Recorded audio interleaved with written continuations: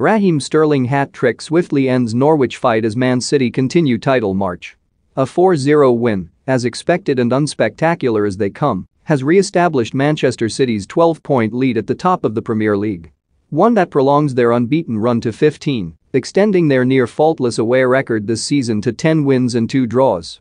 Along with momentarily halting Norwich City's resurgence from the depths.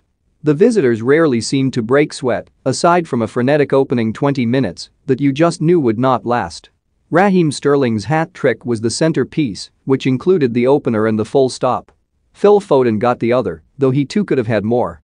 After an uncertain start to the season, Sterling has made the most of a clearer run in the side recently. Manchester City made 5 changes from the side that beat Brentford in midweek, but Sterling was part of an unchanged from 3 with Foden and Riyad Mahrez. And with smart drop of the shoulder and curl into the far corner, an academic finish from a few yards out, and a late rebound of his own missed penalty, he moved to 12 goals in all competitions. That now makes it 8, along with 2 assists, in his last 7 league appearances against Norwich. He has, more importantly, moved to 106 Premier League goals, overtaking Didier Drogba on that list. Even with the sense of inevitability to this result, Norwich started well enough to elicit a few grimaces from Pep Guardiola. They unsettled the defending champions with confident streaks through the middle that have typified their upturn in form under Dean Smith. Their relegation candidacy has been upgraded from definitely to probably, sitting a point behind Newcastle, albeit having played a game more.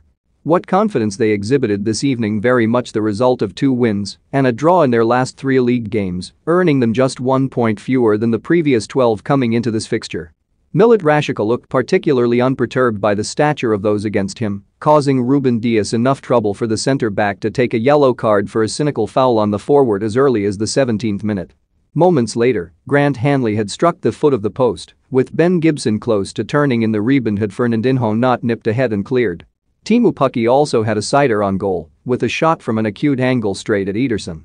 The problem, however, that for every opening the hosts managed, Manchester City had 2. And there was an inevitability to the opener which arrived in the 31st minute.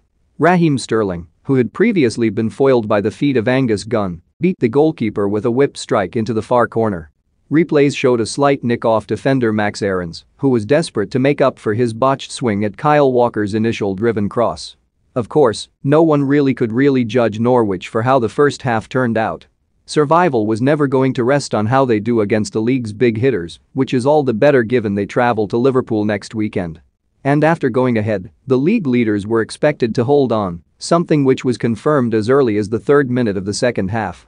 Not for the first time, Ilkay Gundogan hadn't been picked up as he was left free on the left byline, entered the box and crossed for Foden, who first kneed straight at Gunn, before using his strong, nimble feet to hold off Gibson and force the ball over the line. Phil Foden double City's led at Carrow Road before Sterling added 2 more nevertheless. Those in yellow and green continued valiantly, ever willing to press, though clearly losing a bit of enthusiasm with every casually stroked pass.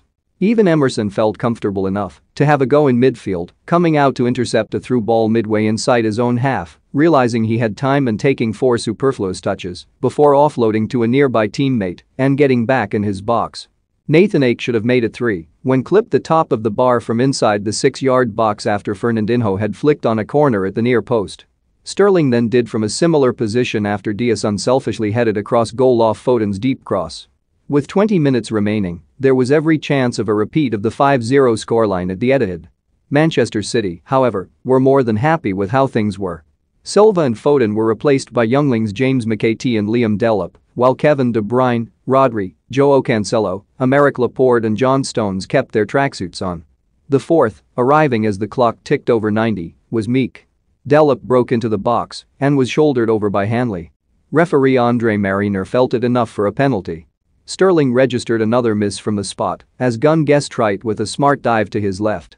Fortunately for him, the ball rebounded ideally back to Sterling's left foot to complete a perfect hat-trick.